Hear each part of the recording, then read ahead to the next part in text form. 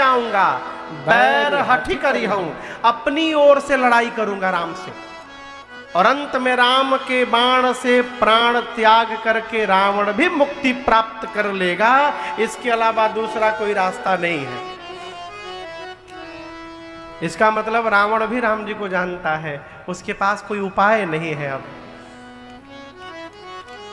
रावण चला मारीच के पास, इधर एकांत पाकर राम जी ने लक्ष्मण भैया से कहीं गए थे तो सीता मैया को भगवान ने कहा, जब तक धरती से निशाचरों का अंत न कर दूं आप अग्नि में जाकर बैठ जाइए। ये प्रसंग मैंने बीच में सुनाया था आपको, मारीच का भी प्रसंग सुनाया था।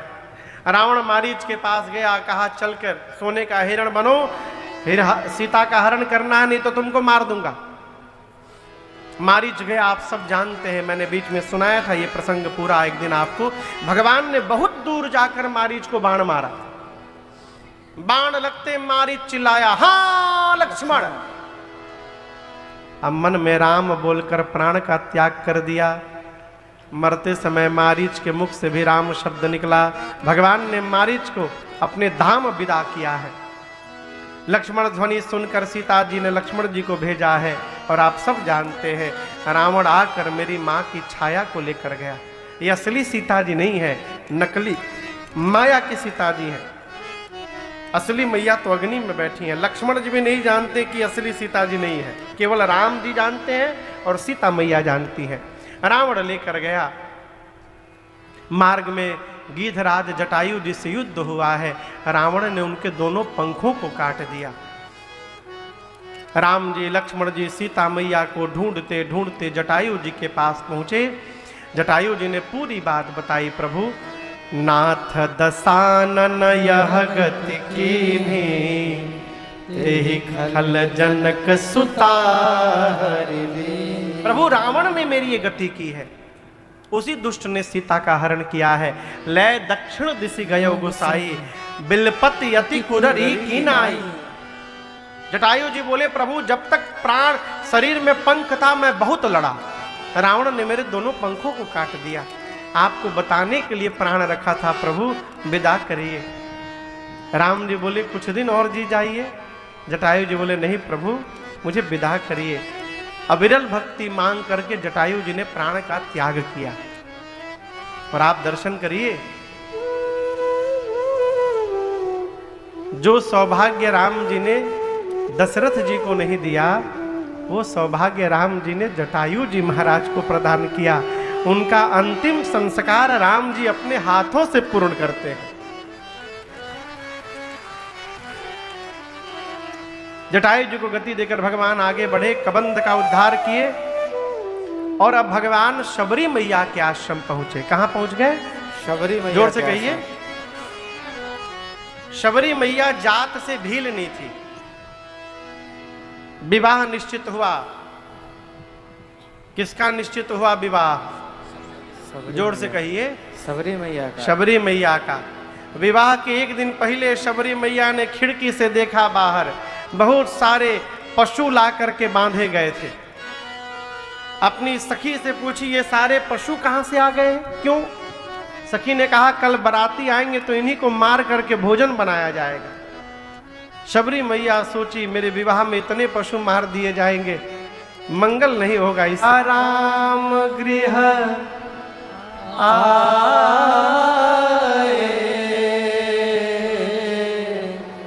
शबरी मैया को दो लोग आते हुए दिखाई दिए। अब यहां दर्शन करिए, राम जी दिखाई पड़े तो शबरी जी को राम जी की याद नहीं आई। किसकी याद आई? अपने गुरु जी की याद आई। भगवान से भी पहले उस व्यक्ति का स्मरण करिए जिसके कारण आपको भगवान की प्राप्ति हो रही है। गुरु जी याद आए सरकार। शबरी ने गुरु जी से पूछा था, गुरुदेव राम जी आ गए तो मैं पहचानूंगी कैसे उनको? गुरु जी 5 पहचान बताए थे। कहते शबरी, ये 5 जिसके भीतर दिखाई दे जाए समझ लेना वही तुम्हारे राम है। अब वहां से राम लक्ष्मण जी चल रहे हैं और शबरी मैया मिला रही हैं। गुरु जी पहला लक्षण बताए थे, सरसिज लोचन कमल के पंखुड़ियों के समान विशाल नेत्र होगा। शबरी मैया ध्यान से देखी, बोली अरे बिल्कुल वैसा ही आंख दिखाई दे रहा है। एक मिल गया। दूसरा गुरुजी कहे थे बाहु विशाला, राम जी शबरी अजान बाहु होंगे। शबरी मैया ने देखा घुटने के नीचे तक हाथ है राम जी का, बोली दो मिल गया। तीसरा गुरुदेव बताए थे जटा मुकुट सिर, सिर पर जटाओं का मुकुट होगा, बोली मुकुट भी है, तीन मिल गया। चौथा उर बनमाला, गले में बनमाल होगी राम जी की। अभी जैसे इतना मिलाती तब तक राम जी शबरी मैया के पास आ गए। जब पास आ गए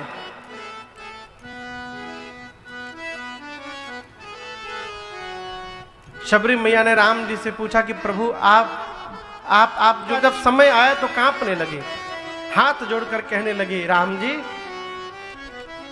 के ही विधि स्तुति करऊं तुम्हारे। राम जी बोले क्यों, क्या हुआ? शबरी मैया बोली अधम जाति में जड़मति भारी। हे प्रभु मैं आपकी स्तुति कैसे करूं? अधम जात की हूं, जड़मति है मेरी। अधमाते अधमाति नारी, तीना माहूं मैं मति मंद अघारी। हे पाप शत्रु, मैं अधम में भी अधम हूं, मैं आपकी स्तुति कैसे करूं? शबरी मैया ने क्या कहा? मैं नीच जात की हूं, भीलनी हूं, अधम हूं। राम जी बोले आपने कह लिया शबरी, अब मेरी सुनिए। राम जी कहते हैं जाति पाति कुल धर्म बड़ाई, धन बल परिजन गुण चतुराई। इस बात को ठीक से समझिएगा। बोलूं, कोई आदमी कितना भी श्रेष्ठ जाति का क्यों ना हो, कितना भी धनवान क्यों ना हो, विद्वान क्यों ना हो, बलवान क्यों ना हो, खूब ऐश्वर्य हो, परिवार हो, समारा साम्राज्य हो, राम जी कहते हैं जिसके पास ये सब है और यदि मेरी भक्ति नहीं है तो मनुष्य उसी प्रकार है जैसे बिना जल का बादल होता है, किसी काम का नहीं होता है। राम जी बोले मैं जाति पाति मानता ही नहीं हूं, मैं तो केवल भक्ति का संबंध मानता हूं। और शबरी आप में नवों की नवों भक्ति है। शबरी बोली प्रभु मेरे भीतर मैं अधम हूं, मेरे भीतर कोई भक्ति नहीं है। राम जी बोले यही तो बात है, होता उसी के पास है जिसको पता नहीं होता है, और जिसको पता होता है उसके पास कुछ नहीं होता है। इस बात को समझिएगा, जानता वही है जो कुछ नहीं जानता। और जब लगने लगे कि हम सब जान गए हैं, इसका मतलब आप कुछ नहीं जानते हैं। राम जी बोले आपके पास न। अब जैसे गुरु जी के साथ चेला गया तो लोग गुरु जी को माला पहना रहे हैं। अब चेला के मन में आ रहा है बताओ गुरु जी के गले में जगह नहीं है, उसके बादों माला, हमारा गला खला है, कोई खाली कोई पूछ भी नहीं रहा है। श्रेष्ठ के साथ रखकर सम्मान की कल्पना भी नहीं करनी चाहिए। क्यों? सदगुरु की सेवा में ही शिष्य की, सदगुरु के सम्मान में ही शिष्य का भी सम्मान है। पिता के सम्मान में पुत्र का सम्मान निहित है। मान रहित होकर सम्मान की कल्पना भी न करके, सोचना भी नहीं, और सदगुरु की सेवा में तत्पर रहना, ये तीसरी भक्ति है। कपट का त्याग करके भगवान का गुणगान करना है, कपट का त्याग करके, ये चौथी भक्ति है। विश्वास पूर्वक भगवान के नाम का जप करना। कैसे जप करना? जप करना भक्ति नहीं है, विश्वास पूर्वक जप करना। मंत्र जाप मम दृढ़ विश्वास। भगवान कहते हैं मंत्र जाप करते हुए मेरे में दृढ़ विश्वास हो जाना, ये पांचवी भक्ति है। विश्वास जानते क्या है? हमारे पूज्य महाराज श्री का एक पद है, हमारे साथ श्री रघुनाथ तो किस बात की चिंता, उन्हीं के हाथ में जब हाथ तो किस बात की चिंता, किया करते हो तुम दिन रात क्यों बिन बात की चिंता, क्यों? तेरे स्वामी को रहती है तेरी हर बात की चिंता। ये विश्वास, ये पांचवी भक्ति है। भगवान ने सबको अलग अलग कर्म दिया है। सज्जनता, शीलता पूर्वक अपने जीवन में कर्तव्य का पालन करते रहना, ये छठवीं भक्ति है। सबको एक समान देखना, सिया राम मैं सब जग जानी, करऊं प्रणाम जोरे जुग पार। सब में भगवान का दर्शन करना, सबको एक समान जानना और संत का सम्मान भगवान से अधिक करना। मोते संत अधिक करी लेखा, जो ये कर रहा है, सबको एक समान जानता है, संत का सम्मान भगवान से अधिक करता है, वो सातवीं भक्ति कर रहा है। ये सातवीं भक्ति। इसके बाद धर्म पूर्वक जितना लाभ हो, किस पूर्वक? धर्म पूर्वक। ये बड़ा कठिन विषय है। देखिए, मैं आपसे बात कहूं, जिस अन्न से घर में भोजन जा रहा है, वो अन्न अपने पसीने की कमाई का होना चाहिए। जैसे तैसे पैसे के घर में भोजन नहीं ले जाना चाहिए, मति भ्रष्ट हो जाएगी हो है? कहते हैं राम जी, धर्म पूर्वक जितना लाभ हो रहा है उसी में संतुष्ट रहना, और सपने में भी किसी के दोष की चर्चा ना करना, सपने में भी। ये आठवीं भक्ति है, बड़ा कठिन है। शुरुआत वाला आसान था, पहली भक्ति सबसे आसान, संत का संग। और जैसे जैसे आगे बढ़ते जाइए कठिन होता जाएगा। सबसे कठिन भक्ति जानते क्या है? नवीं भक्ति। जीवन में सरल हो जाना, सहज हो जाना, रघुनाथ जी के भरोसे हो जाना, ये जीवन की नवीं भक्ति है। सरल का मतलब सौ से सीता मैया, रौ से राम जी, लौ से लक्ष्मण भैया, जिसके हृदय में ये तीनों हमेशा विराजमान रहते हैं, वो जीव सरल हो जाता है। ये सबसे कठिन भक्ति है। राम जी कहते हैं, शबरी आपके जीवन में ये नवों की नवों भक्ति है। सीता मैया के विषय में कुछ जानती हो? शबरी मैया ने कहा, प्रभु मेरे गुरु जी ने कहा था, राम जी जब पूछें तो कह देना कि राम जी आप पंपा सरोवर जाइए, पंपा सरहु जाहि रघुराई, तहाँ होई सुग्रीव मिताई। वहां सुग्रीव जी से मित्रता होगी और आगे का सब काम सुग्रीव पूरा करेंगे। इतना कह के शबरी मैया राम जी के रूप को हृदय में बिठाई, अपनी पूरी कथा सुनाई और दाहिने पांव के अंगुष्ठ से योगाग्नि को प्रज्वलित कराकर और मां ने अपने आप को भगवान के सामने जलाकर भस्म कर दिया। शबरी मैया का तेज राम जी के पांव में प्रवेश कर गया है। भगवान आगे गए पंपा सरोवर पर, वहां पर नारद जी महाराज मिले, वरदान मांगे, प्रभु आपके तो अनेक नाम हैं, सभी नामों में आपका राम नाम सर्वश्रेष्ठ नाम हो जाए। राम जी ने वरदान दिया। संत का लक्षण पूछकर नारद जी भी वापस गए।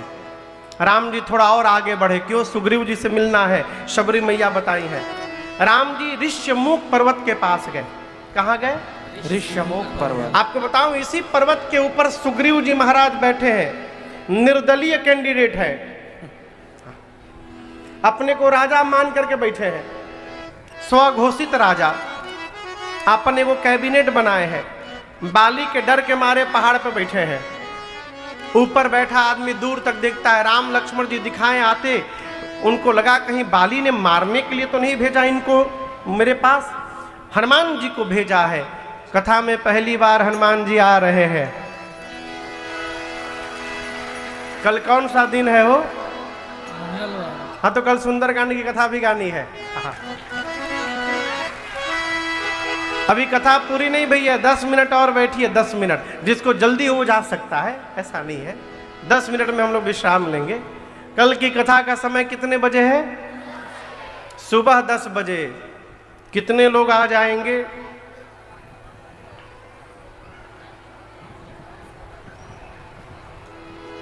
जितने लोग हाथ उठाएं उतने लोग आ जाएंगे ना? हाँ, तब ठीक है। कल खूब आनंद होगा। सुंदर कांड की कथा श्रवण करेंगे। हनुमान जी जाकर रगड़ रगड़ के मारेंगे राक्षसों को। हाँ। तो पहली बार हनुमान जी आ रहे हैं। आइए एक बार भाव और श्रद्धा के साथ बोलिए हनुमान जी महाराज की जय।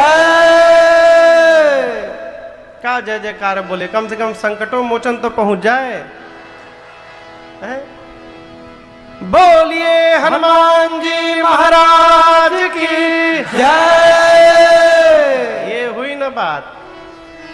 सुग्रीव ने कहा हनुमान जी को, आप जाइए, जाकर बातचीत करके पता लगाइए, समझिए ये दोनों कौन आए हैं। यदि आपको लगे कि मुझे मारने आए हैं हनुमान जी, आप नीचे से बोलिएगा मत, इशारा करिएगा।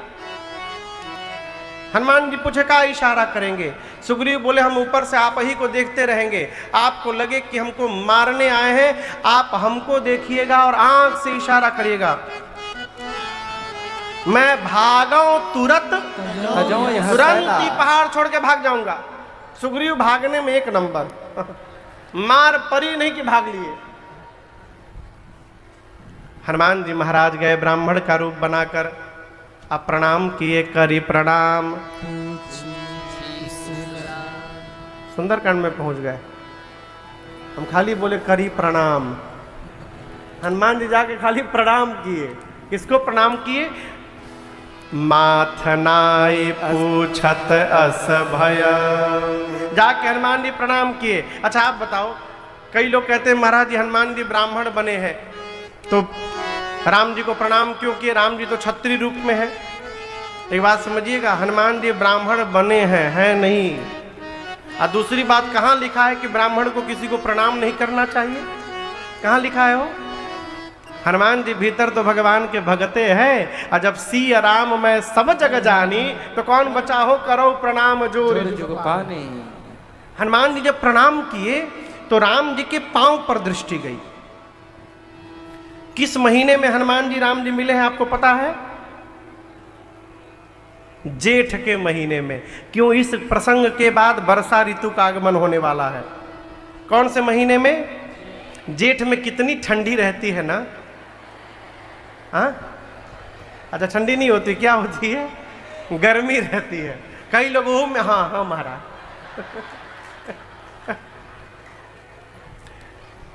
जेठ में तपती धूप रहती है। आप लोग तो समझते ही होंगे धूप का मतलब। अब बताओ, धूप में कोई नंगे पांव चलेगा तो उसका पांव कैसा होगा? रूखा सूखा हो जाएगा, फट जाएगा। लेकिन जैसे हनुमान जी ने भगवान को प्रणाम किया, पांव पर दृष्टि गई। कठिन भूमि कोमल पद। हनुमान जी सोचे, इसे ऐसे तपती धूप में भी नंगे पांव चल रहे हैं और इनके पांव कोमल बने हैं। इसका अर्थ ये कोई सामान्य जीव नहीं है, कोई विशेष पुरुष है। हनुमान जी पूछे आप कौन हैं? ब्रह्मा विष्णु महेश तीन में से कोई एक है का आप? राम जी कुछ नहीं बोले। बोले तीन में से नहीं है, दो में से एक है। नर नारायण की तुम दो। क्या आप नर नारायण है? दो वाले हैं क्या? भगवान कुछ नहीं बोले। बोले एक है कहा आप? कहीं आप स्वयं परब्रह्म परमात्मा अखिल भुवन नायक ब्रह्मांड के पति लीन मनुज अवतार। क्या आप परब्रह्म तो धरती का उद्धार करने के लिए यहां पर नहीं आ गए हैं? आप कौन हैं? किसने पूछा? क्या बन के पूछे? ब्राह्मण नकली चेहरा लगाकर। किसके आगे? राम जी के आगे। राम जी के आगे किसी की नकल नहीं चलती। हनुमान जी सोचे कि हमको कोई पहचान नहीं रहा है। राम जी मन में बोली तो हनुमानो है वो ही नकली चेहरा लगा के आए हैं। भगवान बोले जब यही छिपा रहे हैं तो हम कहें बताएं? बोले हम रघुकुल में गिर गए। कौन गिर गया? अब यहां दर्शन करिए, राम जी का स्वभाव, जैसे कोई राम जी को दंडवत करता है राम जी उठा लेते हैं। आज हनुमान जी को राम जी नहीं उठाए।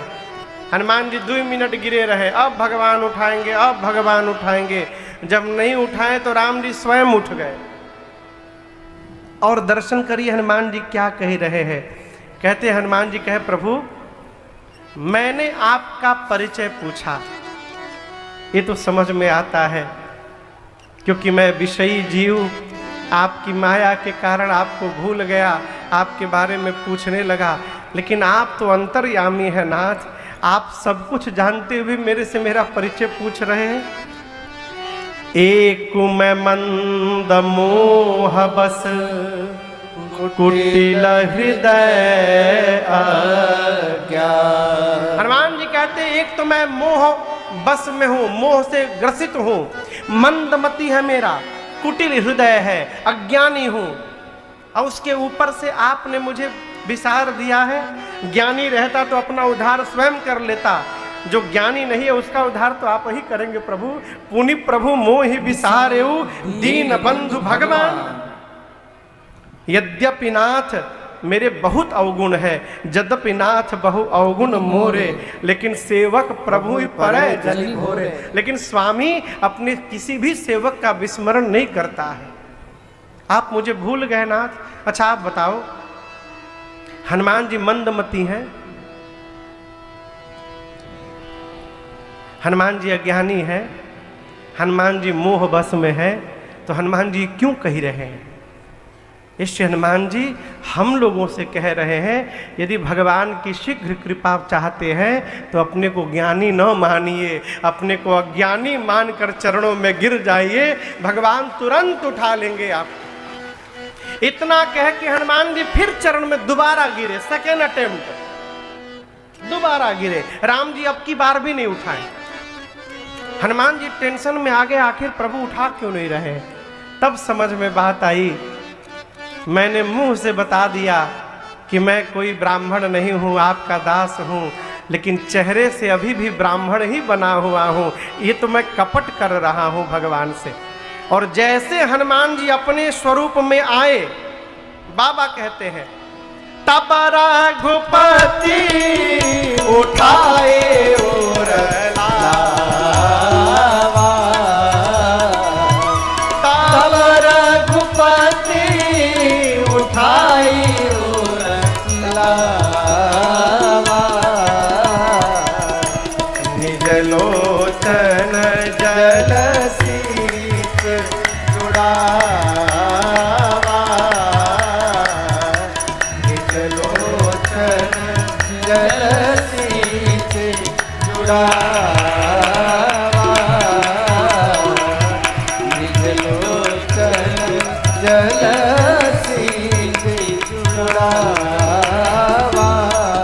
भगवान ने तुरंत उठाया हनुमान जी को, हृदय से लगाया और कहा, हनुमान जी आप कैसे कह दिए कि मैं आपको भूल गया?